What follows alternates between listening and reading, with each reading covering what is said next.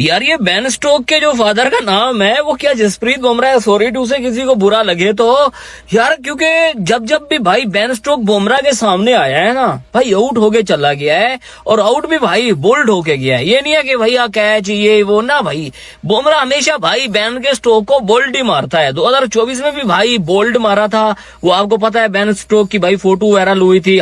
क्योंकि बुमराह जब बॉलिंग करने आता है कमेंटेटर सबसे बड़ा यूज करता है कि भाई ये विकेट लेने के लिए आया है, इसको थोड़ा सा सेंसिबल होके खेलो। जहाँ ये सारी बात हो रही है वहाँ बुमराह को हम कैसे भूल सकते हैं जनाब। कल 1.75 की इकॉनमी रही, 7 रन दिए, 3 विकेटें ली, मैच फिनिशर है। कहीं पे भी इंडिया को जब उनकी पड़ती है जरूरत तो वो एकदम से ना पूरी गेम का जो पास है शायद इंग्लैंड लीड ले जाएगा, लेकिन व्हाट अ बॉलर जी, बूम बूम बुमराह। हमने पहले भी कहा था सारे बॉलर एक तरफ, बुमराह एक तरफ, आप लोग नहीं मानते। भाग रहे हैं। Bumrah is lethal. ये कंफर्ट बुमराह ने दिया, इन दोनों को अलाउ किया कि आप खुल के बॉलिंग करो। तो बुमराह तो वैसे ही बहुत लीथल है, स्किल सेट उसका बहुत ही अमेजिंग है। वो तो हिलने नहीं देता, अच्छी विकेट पे नहीं हिलने देता। हो सकता है कभी देखी है दुनिया कि छोटे स्पेल के लिए बुमराह आता है, मालूम है कि यहाँ विकेट बचानी है, फिर भी बचा नहीं पाते। ये बुमराह की क्लास है। 14वां इनका पंजा है टेस्ट क्रिकेट में, जिसमें से 12 ओवरसीज हैं। तो that is just unbelievable, shows the class of this bowler. यार नजीब देखो, इंडिया का जो नीचे, जो हम इतने दिनों से ये बात कर रहे हैं कि भाई उनका ग्रास रूट लेवल से जो सिस्टम, फिर आगे डोमेस्टिक है, फिर जिस तरह से वो अपनी नेशनल टीम में किसी प्लेयर को लेकर आते हैं, आई मीन वहां तक प्लेयर इतना बन चुका होता है कि फिर कोच का वो काम नहीं रह जाता जो कोच का हमारे पास काम आ आपने इंडिया की ये होती है क्रिकेट, ये होती है प्लानिंग, ये होता है स्ट्रेटजी, ये होता है आपका गेम प्लान। इसको बोलते हैं टेस्ट मैच। मैंने इतना इंटरेस्टिंग मैच यकीन माने मैंने आज तक नहीं देखा है। सारे बैट्समैन रन किया। हमारे बॉलर्स और बुमराह की बॉलिंग अगर आप देखें तो आपको फर्क खुद नजर आ जाएगा। और हमारे बॉलर्स भी, आप पिछले ये जो जोड़ी 3-4 बॉलर हमारे खेल रहे हैं, they been playing from last 5-6 good years. और ये अच्छा खासा टाइम होता है अपने आप को इम्प्रूव करने का। लेकिन हमें उस तरह की improvement, they are exceptional bowlers, good bowlers, but उस तरह की इम्प्रूवमेंट हमें नजर नहीं आई जो हम बात, जो हम बात बुमराह की कर रहे हैं ना कि अब इंडिया के पास सिर्फ एक ही बॉलर है जो इंडिया को मैच जितवा के दे सकता है और जो इंग्लैंड को पकड़ सकता है। और मैंने बॉलिंग लाइनअप में किसी की तारीफ नहीं की, सिर्फ एक बॉलर का कहा था, वो था बुमराह। हाँ तो भाई जसप्रीत बुमराह ने भाई एक और रिकॉर्ड अपने नाम कर लिया। बुमराह जो कि एक इतनी severe long injury, back injury से वापस आते हैं, और जब वापस आते हैं वो इंजरी से, सो बुमराह 2.0 एक डिफरेंट किस्म का वेपन लगने लगते हैं और बहुत ज्यादा बेहतर होके आते हैं पिछले बुमराह से। कोई पूछे तो कहना जसप्रीत बुमराह आया था। 260 पे भाई इंग्लैंड के 4 खिलाड़ी आउट थे और 271 के ऊपर भाई इंग्लैंड के 7 खिलाड़ी आउट हो चुके हैं। 11 रनों के अंदर भाई जसप्रीत बुमराह ने इंग्लैंड की भाई 3 विकेट निकाल ली। स्टोक्स भी गया, वोक्स भी गया भाई। बुमराह आता है, मालूम है कि यहाँ विकेट बचानी है, फिर भी बचा नहीं पाते। ये बुमराह की क्लास है। 14वां इनका पंजा है टेस्ट क्रिकेट में, जिसमें से 12 ओवरसीज हैं। तो that is just unbelievable, shows the class of this bowler. यार नजीब देखो, आप बात उस बंदे की कर रहे हो जो दुनिया में बिल्कुल ही डिफरेंट है। हमें मतलब बार बार बोलते हुए अजीब सा लगता है कि दुनिया के फास्ट बॉलर एक तरफ है, बुमराह एक तरफ है। उसका एक्शन, जो डिलीवरी स्ट्राइड है ना, जहां से वो बॉल को रिलीज करता है, वो तो देखो आज भी दिखा रहे थे कि रिलीजिंग पॉइंट उसका बहुत आगे है।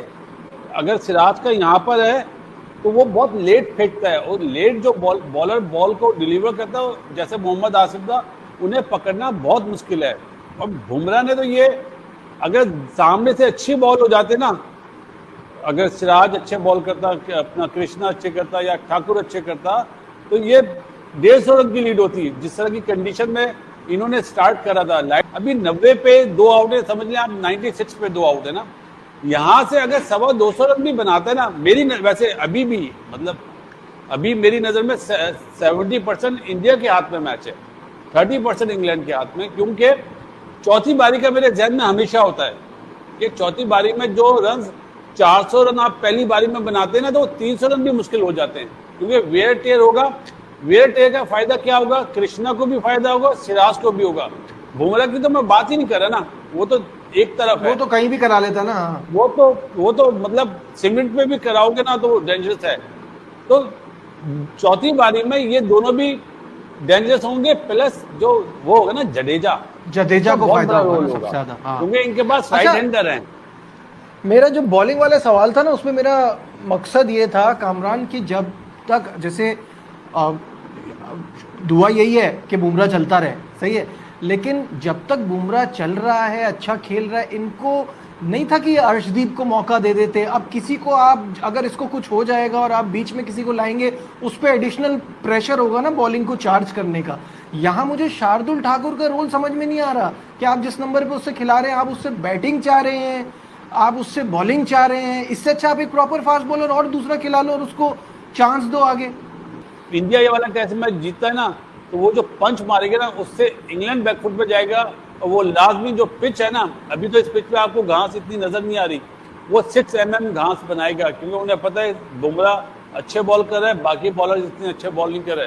तो अर्शदीप को अभी से तैयार कर लेना चाहिए, कर लेना चाहिए। और दूसरी बात, मुझे अभी तक उसका टेस्ट डेब्यू नहीं हुआ है ना, तो उसको मौका, मैं ये सोचता हूँ, जो मेरा अपना एनालिसिस कहता है कि बुमराह की अंडर हिज विंग्स होना चाहिए। लेकिन जब बुमराह आता है, वो हमेशा आप देख ले, बुमराह किस टाइम उसको लेके आता है, जब वो विकेट लेता है। लेकिन हमारे फास्ट बॉलर्स की क्या ऐसी क्वालिटी थी या है कि जब बाबर शाहीन को लेके आए, या जब बाबर हारिस रऊफ को लेके आए, या जब बाबर नसीम शाह को लेके आए, विकेट्स दिलाएंगे? क्योंकि बुमराह जब बॉलिंग करने आता है, कमेंटेटर सबसे वर्ड यूज करता है कि भाई ये विकेट लेने के लिए आया है, इसको थोड़ा सा सेंसिबल होके खेलो। बिल्कुल ऐसा ही है सर। और साथ साथ जहां आपने हमारे खिलाड़ियों की बात की, मैं ये भी बता दूं कि हमारे वाले तो आखिरी ओवर के अंदर 15 रन डिफेंड नहीं कर सकते यूएसए से, तो आप आखिरी ओवर 15 की बात क्या कर रहे हैं? 3 बॉलों पे 12 रन नहीं कर सकते। 3 बॉलों पे 12 रन नहीं कर। जसप्रीत बुमराह, या जी हां, जसप्रीत बुमराह ने एक बार फिर से लॉर्ड्स के मैदान के लॉर्ड्स ग्राउंड पे अपना नाम दर्ज करा लिया है 5 विकेट लेकर। वहां पे एक रिवाज है कि अगर आप 5 विकेट लेते हैं तो वहां पे आपका नाम दर्ज हो जाता है, चाहे आप 100 बनाते हैं तो नाम दर्ज हो जाता है।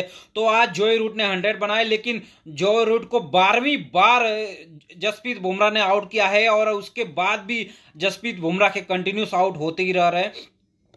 जसप्रीत बुमराह ने एक लाजवाब प्रदर्शन किया और 27 ओवरों में 5 रन देकर 74 रन देकर 5 खिलाड़ियों को आउट किया। उनमें सबसे बड़े बड़े नाम जो हैं वो हैं, आप देख सकते हैं, जोफर आर्चर को तो ऐसा बोल्ड किया, उनको पता भी नहीं चला कि किस तरह से जोफर आर्चर को आउट किया।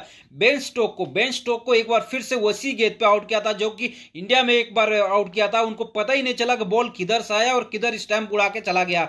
लेकिन जसप्रीत बुमराह की वो बॉलिंग, जिन्होंने एक तरह से तहस नहस करके रख दिया था पूरी इंग्लैंड की टीम को, और 27 ओवरों में सिर्फ 2.7 रन की पर ओवर के साथ रन रेट के साथ उन्होंने 5 विकेट झटक डाले इंग्लैंड के बल्लेबाजों को, और जो उनकी पूरी टीम 387 रन पे सिमट गई। और ना सिर्फ सिमटी है, बल्कि एक बार फिर से एक बेसबॉल कही जाने वाली इंग्लैंड की टीम को एक बार फिर से भारत ने बता दिया है कि आप अगर भले ही बेसबॉल क्रिकेट खेलते हो, भले ही तेज खेलते हो, लेकिन हम आपसे कम नहीं। हम आपका विकेट, अगर आप तेज खेल सकते हैं तो हम आपका विकेट लेने के लिए तैयार हैं। और भारत ने आज वही किया, सिर्फ 387 रन पे इंग्लैंड की पूरी टीम समेट कर पवेलियन भेज दिया। अब देखने वाली बात होती है कि क्या भारत ये रन चेस कर सकता है। अगर चेस कर पाता है तो और कितना इसमें ऐड करने की कोशिश करेगा, क्योंकि जितना ऐड करेगा उतना सेकंड इनिंग्स में इंडिया को बहुत ही बेनिफिट देने वाला है।